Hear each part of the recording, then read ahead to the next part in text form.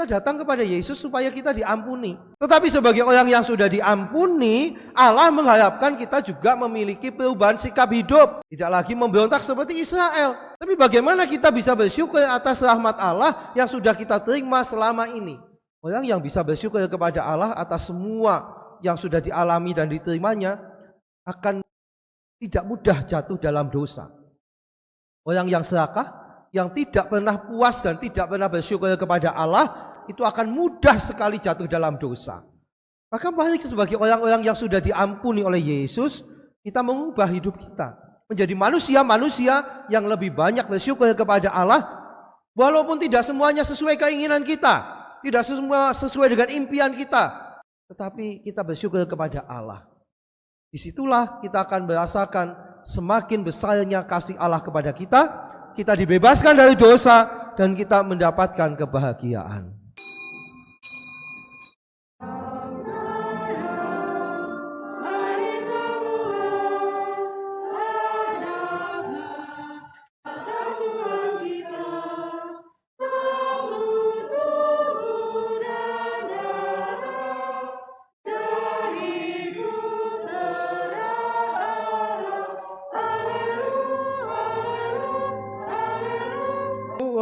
Haleluya. Dalam nama Bapa dan Putra dan Roh Kudus. Tuhan bersamamu. Bapak Ibu, para saudara sekalian yang terkasih, selamat sore. Mengampuni dosa adalah kuasa ilahi, karena hanya Allah lah yang mampu memberikan pengampunan dosa yang membebaskan kepada kita. Yesus pun sebagai Allah Putra memiliki kuasa pengampunan dosa. Maka marilah mengawali perayaan kita ini, kita datang kepadanya, mohon belas kasih dan pengampunannya supaya kita layak di hadapannya. Bapak Ibu, para saudara sekalian yang terkasih, bacaan pertama tentang umat Israel ini adalah kisah bagaimana Israel kemudian menjadi sebuah kerajaan sama seperti kerajaan-kerajaan lain yang ada di atas muka bumi. Bahwa mereka memiliki sesosok raja yang berwujud manusia. Karena sebelum peristiwa tadi yang dikisahkan dalam bacaan pertama, orang Israel mengakui raja mereka, satu-satunya raja mereka adalah Yahweh, Allah sendiri. Lalu Samuel dan nabi-nabi yang lain, hakim-hakim, semua itu adalah utusan-utusan Allah yang kehadirannya mewakili Allah. Tetapi rajanya tetaplah Allah, bukan yang lain. Nah, persoalan mulai muncul ketika Samuel sudah menjadi semakin tua. Samuel itu kan berkarya sebetulnya lama sekali. Kalau mengikuti bacaan misa harian, memang Samuel dipanggil Rabu yang lalu, sekarang sudah tua tahu-tahu. 2 hari langsung tua gitu ya. Tapi kan sebetulnya perjalanannya panjang sekali itu. Nah, tetapi ketika Samuel sudah menjadi tua, tidak tampak adanya pengganti. Siapa yang mau menggantikan? Tidak ada. Situasi ini kemudian memunculkan inisiatif bangsa Israel untuk meminta adanya sesosok raja yang berwujud manusia yang akan memerintah mereka. Sebetulnya mereka menyadari sungguh bahwa Yahweh sebagai Allah mereka itu sudah sungguh luar biasa. Tetapi persoalannya adalah mereka ini meminta raja yang bersosok manusia itu karena mereka membandingkan dengan bangsa-bangsa lain. Bangsa lain punya raja yang kelihatan, yang jelas. Simbol kerajaannya jelas. Tapi bangsa Israel merasa belum puas karena belum punya sosok raja yang kelihatan. Itu seperti apa? Ketika satu sama lain saling ngobrol, ini loh rajaku, keton wujude. Israel mengatakan, kami juga punya raja. Lah mana rajamu? Oh itu Allah kami Yahweh, lan di wujude. Mereka selalu kalah karena ya tidak punya raja yang sosoknya manusia. Nah, situasi itu kemudian dimanfaatkan juga ketika Samuel sudah menjadi tua. Kami minta raja sama supaya sama seperti kerajaan-kerajaan bangsa-bangsa yang lain. Ini Sekali lagi, ini akibat mereka suka membanding-bandingkan. Lalu ya sudah, Allah mengatakan kepada Samuel, "Enggak usah kecewa."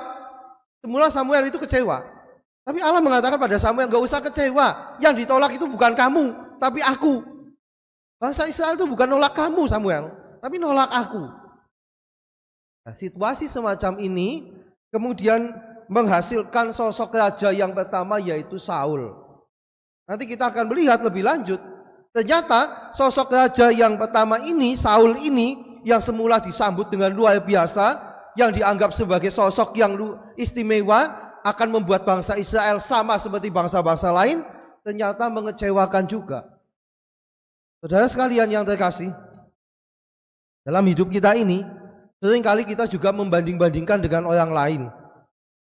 Apalagi kalau kita melihat ada orang lain yang kelihatannya hidupnya lebih lebih kepenak, lebih sukses, lebih menyenangkan gitu. Lalu kita merasa, ya saya kepingin seperti itu gitu loh. Dan repotnya, ketidakpuasan kita seringkali lalu berbuah sebagai sebuah pemberontakan kepada Yahweh, kepada Allah.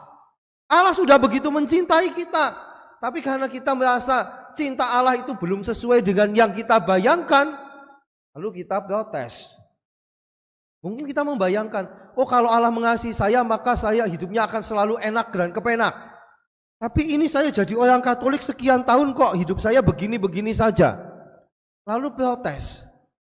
Kita tidak peduli betapa Allah sudah sungguh mencintai kita selama ini. Seperti Israel, bangsa Israel. Mereka meminta sesosok raja manusia supaya sama dengan yang lain.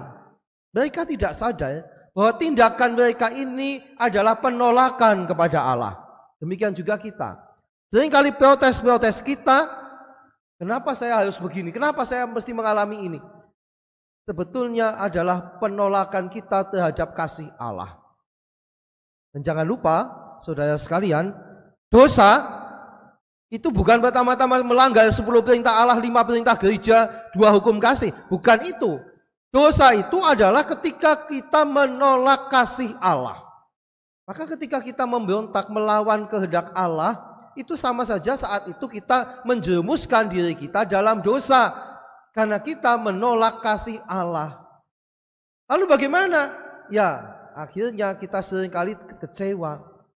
Saya sudah terlanjur menolak kasih Allah, saya protes kepada Allah, mungkin juga kita sudah mengancam Allah, meninggalkan Allah. Ternyata hidup kita tidak semakin baik, tapi semakin semrawut. Inilah dosa yang membawa maut itu. Beruntunglah bahwa kita memiliki Yesus sebagai Tuhan kita, yang dalam bacaan Injil tadi dikatakan punya kuasa mengampuni dosa. Maka kita datang kepada Yesus supaya kita diampuni. Tetapi sebagai orang yang sudah diampuni, Allah mengharapkan kita juga memiliki perubahan sikap hidup. Tidak lagi memberontak seperti Israel. Tapi bagaimana kita bisa bersyukur atas rahmat Allah yang sudah kita terima selama ini? Orang yang bisa bersyukur kepada Allah atas semua yang sudah dialami dan diterimanya akan tidak mudah jatuh dalam dosa. Orang yang serakah, yang tidak pernah puas dan tidak pernah bersyukur kepada Allah, itu akan mudah sekali jatuh dalam dosa. Maka mari sebagai orang-orang yang sudah diampuni oleh Yesus, kita mengubah hidup kita menjadi manusia-manusia yang lebih banyak bersyukur kepada Allah, walaupun tidak semuanya sesuai keinginan kita, tidak semua sesuai dengan impian kita, tetapi kita bersyukur kepada Allah. Disitulah kita akan merasakan semakin besarnya kasih Allah kepada kita. Kita dibebaskan dari dosa dan kita mendapatkan kebahagiaan. Amin. Marilah menyatakan misteri iman kita. Wafat-Mu Tuhan kami wartakan, kebangkitan-Mu kami muliakan, hingga Engkau datang. Tuhan bersamamu. Allah yang Maha Kuasa senantiasa membimbing, melindungi, memberkati kita, keluarga kita, dan semua orang yang berkehendak baik, Bapa dan Putra dan Roh Kudus. Saudara sekalian, pergilah, perayaan syukur kita sudah selesai.